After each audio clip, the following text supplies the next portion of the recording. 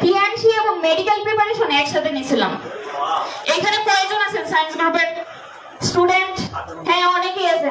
অনেকের ইচ্ছা আছে না মেডিকেল ডক্টর হওয়ার? এমবিবিএস ডক্টর হওয়ার ইচ্ছা আছে না? একটা এমবিবিএস ডক্টর যার ইচ্ছা সে কি টিএনসি করতে পারে? আপনাদের বিশ্বাস হয়? কেন বিশ্বাস হয় না? কেন বিশ্বাস হবে না যে একজন ডক্টর টিএনসি করতে পারে? এবং আমি এইচএসসি দেওয়ার পরেই যখন টিএনসি শুরু করছি এর সাথে মেডিকেল প্রিপারেশন নিয়েছি এবং এই বছর মেডিকেল ভর্তি পরীক্ষায় সায়রা খাতুন মেডিকেল কলেজ গোপালগঞ্জে চান্স পেয়েছি। টিএনসি কইরাও একটা স্টুডেন্ট লেখাপড়া করতে পারে, কারণ টিএনসি একটা পার্ট টাইম হিসেবে। বুঝতে পারছেন? একজন দার্শনিক বলছেন, যদি তুমি দৌড়াতে না পারো তবে তুমি হাঁটো, যদি তুমি হাঁটতে না পারো তবে তুমি হামাগুড়ি দিয়ে দাও, তোমাকে সামনে যেতেই হবে।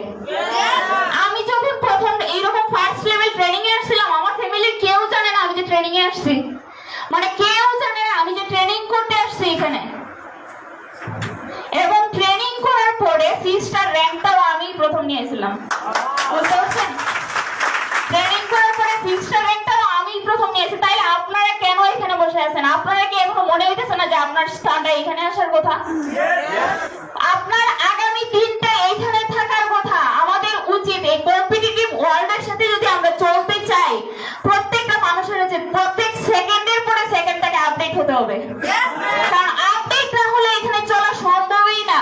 আপনি ভাবতেছেন যে 1 মাস পরে আপনি নিজেকে আরো আপডেট করবেন, সম্ভব না। কারণ আপনার এই 1 মাসের মধ্যে আরো আপনার চেয়ে আগে যাবে। যখন হসপিটালে টিকার লাইনে দাঁড়ানো হয় তখন একজন যদি লাইন থেকে সরে যায় সে কি 5 জনের সামনে গিয়ে আবার দাঁড়াইতে পারবে? কখনো পারে? আবার সামনে গিয়ে দাঁড়াতে, হ্যাঁ দাঁড়াইতে পারবে, 5 জনের পিছনে, সামনে কখনো না। তাহলে আপনার স্থানটা কি ওই সামনে চান না? সামনে কি ওই জায়গাটা আপনার জন্য না? অন্য একটা মানুষের জন্য যদি হতে পারে তবে আপনার জন্য কেন হতে পারবে না ওই সামনের স্থানটা? আমি যখন টিএনসি শুরু করছিলাম আর অন্য কেউ জানতো না, মানে কাউকে জানাই নাই, কারণ আমার সামনে একটা ক্যারিয়ার আছে, আমার মেডিকেল ভর্তি পরীক্ষা আছে। যদি আমি এটা চান্স না পাই সবাই বলবে যে এটা টিএনসি করে মেয়েটা এরকম হয়েছে, বলবে কি না? বলবে না? যখন আমি মেডিকেল রেজাল্ট দিছি তারপরে আমি জানাইছি, এমনকি আমার ফেসবুক প্রোফাইলে তখন আমি জানাইছি যে আমি এরকম একটা কাজে আছি। তখন এইটা শোনার পরে একজন আমাকে বলছে যে তুমি যদি এটা না করতা তাহলে হয়তো আরো ভালো মেডিকেলে চান্স পাইতে। এটা কি আসলে সত্যি? কখনো সত্যি হইতে পারে এটা? আমি যদি টিএনসি না করতাম আরো ভালো মেডিকেলে চান্স পাইতাম। এই বছর পরীক্ষা দিচ্ছে কতজন? 1,43,915 জন পরীক্ষা দিছে। সরকারি মেডিকেলে সিট ছিল মাত্র 4,300টা। কোথায় 1 লক্ষ আর কোথায় 4,000? বুঝতে পারছেন?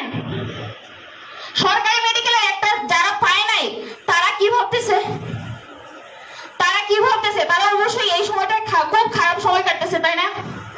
খুব খারাপ সময় কাটতেছে। তো তাইলে যে মানুষটা আমাকে বলতেছে যে আচ্ছা মেডিকেল স্টুডেন্ট হয়েও কেন তুমি টিএনসি করবা, কেন করবা? কারণ আজকে যদি আমি মারা যাই আমার ডাক্তারি পদ থাকবে না, আমার পদে অন্য কেউ বসতে পারবে না, কখনোই পারবে না। পারবে?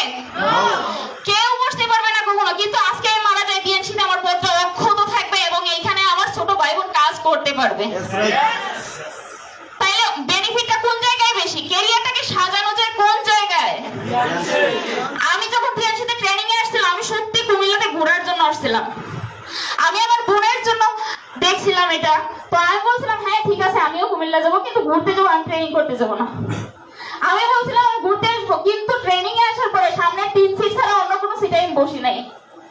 এমনকি সবার আগে আসতাম এবং সামনে 3 সিট ছাড়া অন্য কোনো সিটে আমি বসি নাই। এবং আমি র্যাঙ্কও আগেই করছিলাম। বুঝতে পারছেন? মূলত কুমিল্লা আসছিলাম ঘোরার জন্য, কিন্তু আমি যে আইসারে এরকম একটা সেমিনার পাবো, এরকম একটা প্রোগ্রাম পাবো, এরকম একটা প্ল্যাটফর্ম পাবো সত্যি ভাবি নাই। যেদিন আমি কুমিল্লা আসছি সেদিন আমি আমার লিডারকেও বলছিলাম যে স্যার আমাকে সিলেট যাওয়ার ব্যবস্থা করে দেন।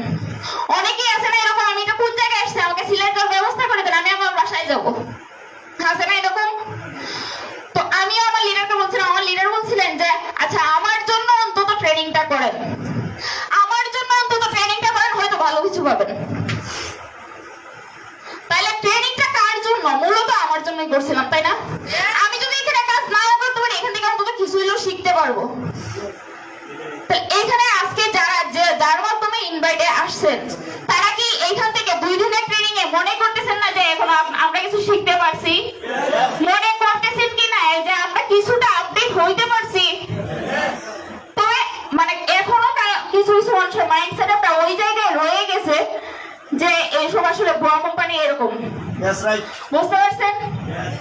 তো আমি অবশ্যই কৃতজ্ঞ থাকবো যে আমাকে এই জায়গায় একটা এরকম প্ল্যাটফর্মে আসার সুযোগ করে দিয়েছেন। আমি যখন 3য় দিন ট্রেনিং করছি আমার দেখে তো এমন একটা জিদ হয়েছিল যে আমি কেন 2 মাস আগে এই প্ল্যাটফর্মে পাই নাই, আমি কেন 2 দিন আগে এই প্ল্যাটফর্মে আসতে পারি নাই, এইরকম আমার একটা জিদ হয়েছিল। যখন সেলিব্রেশন দিতেছিল এখানে আমি বলছিলাম যে আমি যদি অন্তত 2 মাস আগে আসতাম তাও তো আমার সেই যে জায়গাটা থাকতো, আমার সাথে এখানে থাকতো না। তবে অবশ্যই কমিটমেন্ট থাকতে হবে। আজকে আমার জায়গাটা এই জায়গায়, আগামী দিন আরেকটু সামনে থাকতে হবে।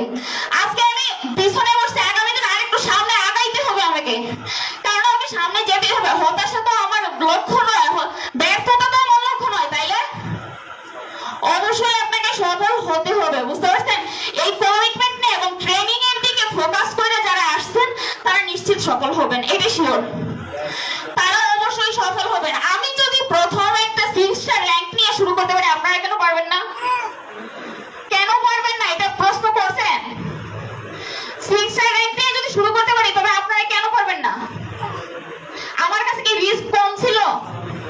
আমার বাবা এইটাও বলছিলেন যে আমার মেয়ে যদি সরকারিতে চান্স পায় বেসরকারিতে হইলেও ভর্তি করাই দেব, এইটাও বলছিলেন। আমার কাছে বেসরকারির চান্স ছিল, যদিও বাবা এখন হয়েছে নাই, কিন্তু সরকারিতে যেহেতু চান্স হয়েছে তখন তো আমার এর আগে রিস্ক ছিল 6 স্টার র‍্যাঙ্কের টাকাটা কিভাবে ম্যানেজ করি।